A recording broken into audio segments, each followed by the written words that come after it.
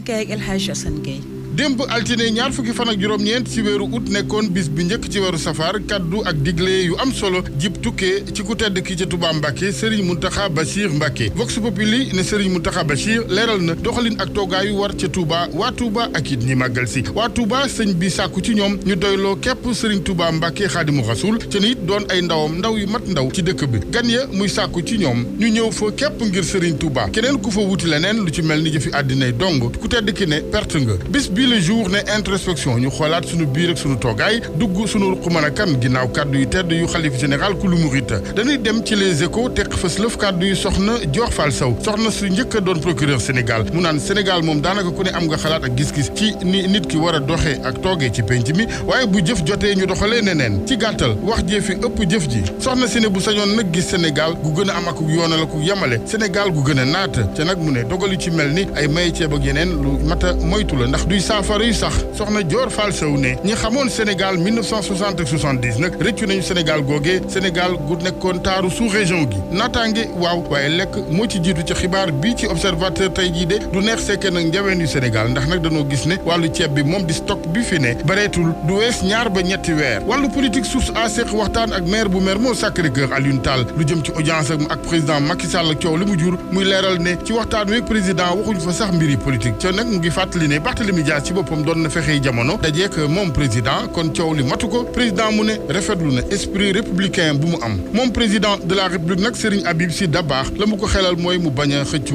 bokk ci troisième mandat ca mu moytu mu ne ñi ko wër di entourage am muy kàddu yi sëñ bi la tribune xëy jàllale muy cib émission bu mu séqoon ak Walfadjri su bokkee mu ne ngir troisième mandat lu mësul xew dina fi xew Sénégal moom jiitu réew mi nag Macky Sall Sud Quotidien jàpp na ci xiini mi ni la ne ndax ci fukk ak juróom-ñetti weer yu des ci njeextalu mandaam mu nga ca diggante dund gu seerte métti ci askan wi akuk majorité gu dul majorité ci assemblée ndax wute benn toogu kese assemblée nationale googee nag fa la ñaareelu xare benn bokk yaakaar ne ginnaaw xare bu njëkk ba woon ci wotey député yi l'info moo ni waxee xare bi ngir kay toog ca bopp assemblée dib toogu bu nguur gi ak opposition bi yëpp yóotu yéene kaay bi ne tànneef li nag du yomb ci président Sall ak lobby jigéen yi taxaw ngir palu ko soxna Aminata Touré ca wet ga expérience bu Pape Diop ak xereñu Idrissa Seck ca nag su tànnee ku ñu bari àndul ak moom rek mun na jur safaan ci rangi benn bokk yaakaar ci assemblée nationale Vox Populi moom xëyee digle yu secrétariat exécutif permanent bu benn bokk yaakaar jëm ci seeni député moom Ngom ak i gaayam sàkku ci ñoom ñu taxaw fa taxawaay bu ànd ak discipline pas-pas gu mat sëkk waaye volonté bëgg-bëggu nguur gu Sénégal te it nekkal fa askan wa ngir seen njariñ képp